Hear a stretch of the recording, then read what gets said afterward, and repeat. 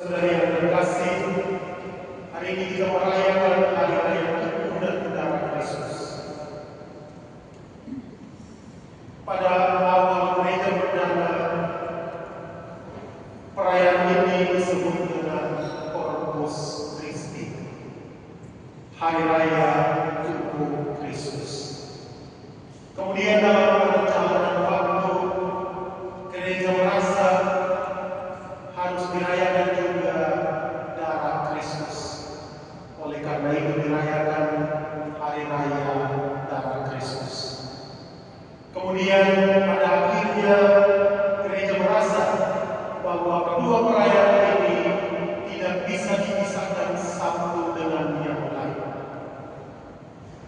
Karena mengingat tiga bacaan yang dipilih juga mengenai hari raya tubuh dan darah Kristus. Setiap kali kita merayakan hari raya tubuh dan darah Kristus, kita mengakui tiga hal penting yang menjadi dasar iman kita. Yang pertama, kehadiran Allah yang nampak dalam diri Yesus Kristus Putra. Yang kedua, kehadiran Yesus Kristus dalam gerejanya yang kudus. Dan yang ketiga, kehadiran Allah yang sangat nampak teristimewa dalam perayaan Ekaristi, di mana kita merayakan tubuh dan darah Kristus sendiri. Pada perjamuan malam terakhir, Yesus mengajarkan banyak hal kepada para muridnya. Di antaranya, dia membasuh kaki para murid dan mengajarkan kepada mereka bagaimana mereka harus saling melayani, bukan datang untuk dilayani. Kemudian dia memberikan wejangan yang paling penting, bagaimana kita harus mencintai sesama manusia sebagaimana Yesus Kristus sendiri mencintai kita. Kemudian dia memberikan hadiah yang paling istimewa, yaitu tubuh dan darahnya sendiri. Kalau kita merenungkan tiga bacaan hari ini, kita melihat bagaimana suatu rangkuman tentang makna dari perayaan Ekaristi ini sendiri. Yang pertama, kita mendengar bagaimana Abraham ketika mengalahkan kelima raja-raja yang membawa ponakannya Lot. Kemudian ia pergi dan mengalahkan kelima raja ini.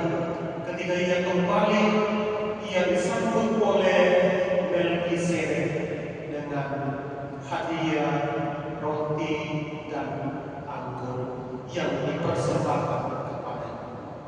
Melkisedek adalah seorang imam, dan oleh karena itu ia menjadi figur yang paling penting untuk kita mengerti bagaimana Imam Agung kita Yesus Kristus memberikan roti dan anggur kepada kita, tubuh dan darah sendiri kepada kita.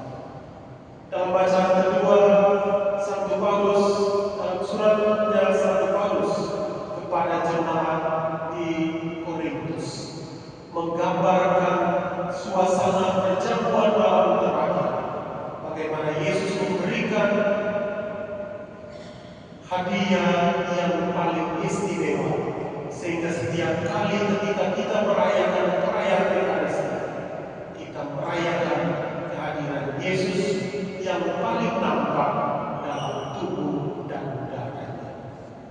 Dan dalam bacaan Injil hari ini, peristiwa penggandaan 5 roti dan 2 ikan menjadi sarana yang paling penting bagi kita untuk memahami makna yang sesungguhnya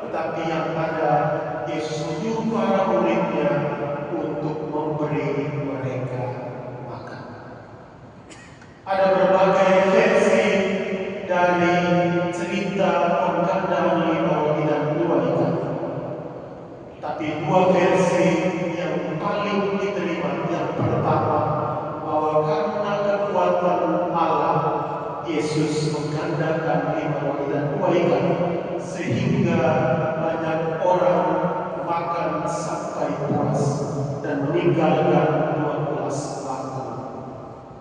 Ada versi kedua, bagaimana dari seorang anak kecil yang dengan rela hati memberikan semua bekal dari seluruh keluarganya. Kemudian karena orang melihat bagaimana kemurahan hati dari sang anak kecil, maka mereka semua mengeluarkan semua simpanan yang ada yang mereka bawa.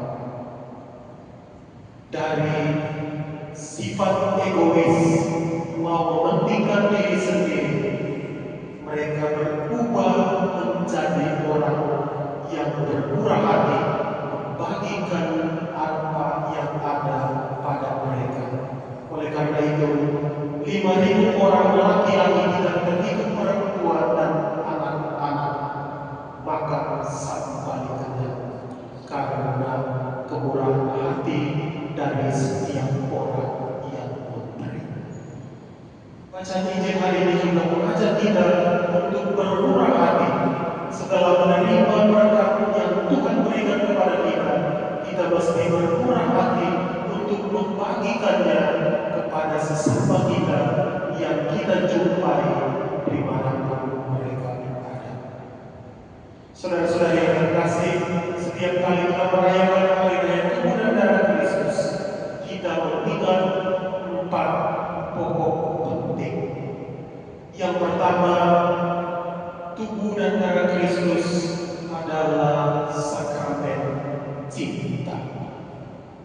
Allah yang mencintai dunia mengutus putranya ke tengah dunia. Karena cintanya yang sama, Yesus rela untuk menderita dan wafat di kayu salib. Karena cinta itu pula Ia memberikan hadiah istimewa ini, sehingga setiap kali kita merayakan peristiwa Ekaristi, kita merayakan cinta kasih Allah yang tidak berkesudahan. Yang kedua, setiap kali kita merayakan hari raya tubuh dan darah Kristus, kita merayakan inti iman kita. Oleh karena itu, ketika kita menerima tubuh dan darah Kristus, apa yang kita mesti jawab? Jawabannya tidak pasti. Amin. Tadi dalam misa Kantor Misi Paroki, setelah homili lalu setelah menerima tubuh dan darah Kristus, ada satu umat yang mengatakan kabujen tinju. Lalu saya tidak memberikan hosting kepadanya sampai dia menjawab amin. Kenapa? Karena dalam kata amin yang paling sederhana ini, kita mengucap janji dan iman kita bahwa saya percaya tubuh dan darah Kristus. Amin yang artinya saya percaya bahwa yang saya terima bukan hanya roti, bukan hanya anggur, tetapi yang saya terima adalah roti yang telah berubah menjadi tubuh dan tubuh Kristus, dan anggur yang telah berubah menjadi darah Kristus. Inilah iman kita. Oleh karena itu, setiap kali kalau terima hostia atau anggur, jangan cuma diam, tapi harus jawab dengan lantang, amin, saya percaya. Yang ketiga, setiap kali kita merayakan hari raya tubuh dan darah Kristus, kita merayakan komunion, persatuan. Oleh karena itu, dalam bahasa Inggris kita mengatakan Holy Communion, persatuan yang suci. Ada beberapa ketika setelah COVID mereka mengatakan romo, setelah 3 tahun kita ikut misa online. Apakah setelah COVID kita juga tetap melanjutkan dengan yang sama? Misa online sangat gampang, kita pakai celana pendek untuk ikut misa. Ekaristi adalah perayaan kebersamaan, perayaan komunitas. Oleh karena itu perayaan yang kita lakukan di rumah bukanlah perayaan komunitas. Oleh karena itu COVID adalah satu peristiwa yang istimewa yang gereja berikan pengecualian. Setelah COVID kita diharapkan untuk bersama-sama dengan komunitas seperti ini. Kita bergabung dalam komunitas karena komunitas kita adalah komunitas yang kudus. Kita semua adalah komunitas orang-orang berdosa yang mendapatkan kerahiman dan kasih Allah. Dan yang keempat, ketika kita merayakan hari raya Kemuliaan Darah Kristus, kita merayakan sakramen perjanjian. Dalam perjanjian lama, Allah melalui darah anak domba membangun relasi yang intim dengan umat pilihannya. Melalui perayaan Ekaristi, melalui darah yang ditumpahkan oleh Kristus sendiri, Ia membangun satu perjanjian yang baru, dan perjanjian itu dilandasi oleh cinta Allah kepada kita. Oleh karena itu saudara-saudara yang terkasih, marilah kita mengingat keempat pesan ketika setiap kali kita merayakan perayaan hari raya tubuh dan darah Kristus. Masih ingat? Cuma sedikit di sini yang jauh. Yang pertama, tubuh dan darah Kristus adalah perayaan cinta. Yang kedua, tubuh dan darah Kristus adalah perayaan pengakuan akan iman kita. Yang ketiga, tubuh dan darah Kristus adalah perayaan persatuan komunitas. Dan yang keempat, perayaan tubuh dan darah Kristus adalah perayaan perjanjian kita dengan Allah.